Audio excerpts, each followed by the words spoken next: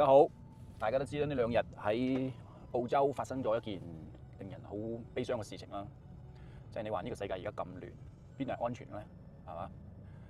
澳洲啊呢種一向對移民唔係好友好嘅地方，而家發生呢種事啦。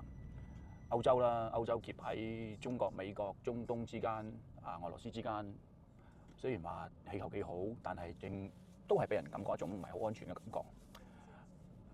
美國冇嘢講啦，美國係咪先？治安一向都唔好，呢幾年好多人都唔去啦。所以你話而家我哋移民出嚟，去邊度最好呢？即係起碼自己同埋自己屋企人，即係起碼有個唔使咁心驚驚好一個相對嚟講比較安全嘅國家啦。大家知道我要講乜啦？梗係講翻我哋加拿大嘅好啦，係咪先？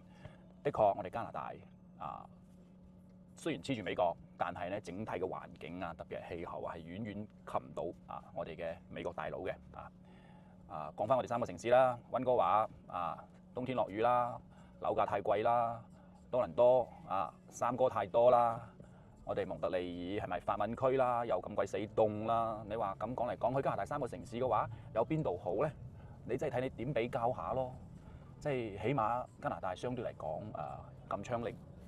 仲有咧，就係治安相對嚟講，同其他地方嚟講，真係好好多嘅。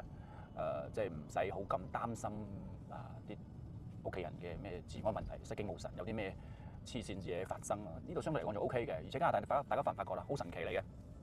為咗佢自己嘅所謂嘅價值觀標準對天對地，而家連對美國大佬，對我哋中國，連三哥都對埋，即係而家其實講嚟講去三個最大嘅國家都未傾掂數，但係咧，而且咩啊？而且佢對而家移民政策又唔係幾好啦，即係 cut 咗好多人啦。但係相對嚟講呢個嘢我哋好老實去講，加拿大其實真係好安全換句話嚟講，係一個人畜無類嘅國家。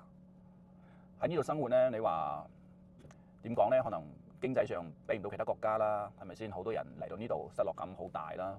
但係你唔好唔記得喎，加拿大係一個地好大，其實但係啲人口係好少嘅國家。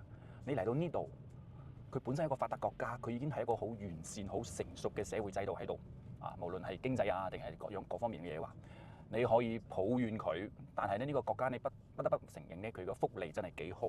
個人生活就喺呢度咧，其實係只要你肯做嘢你做個咕喱，其實你嘅生活都幾好。即係呢度點咩啊？好安逸咯，即係人可以躺平嘅國家，即係咁樣咯。我真係想同大家講下好似呢度講到出面睇下咁多雪，係咪先？大家話所謂嘅寧古塔唔係人類生存嘅，睇我地道個廣東人，03年嚟到呢度22年啦，仲可以生勾勾喺度，同大家介紹下呢度，吹捧下我呢度。所以我覺得咧，加拿大千唔好萬唔好，總係有佢俾大家去珍惜、願意留低嘅地方。大家覺得我講得啱唔啱啊？我係鍾強，多謝大家。